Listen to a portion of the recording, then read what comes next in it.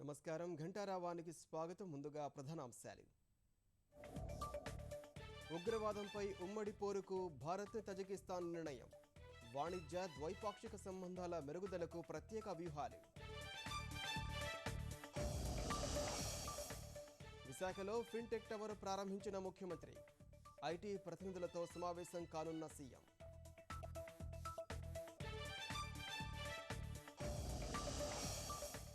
నెలాఖరులోగా బార్ల ఏర్పాటుకు నూతన విధానం.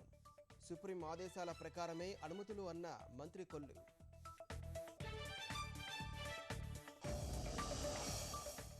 కోర్టులు సమర్థంగా పనిచేయడంలో న్యాయవాదులదే కీలక పాత్ర. సీనియర్ లాయర్లను సత్కరించిన జస్టిస్ ఠాకూర్.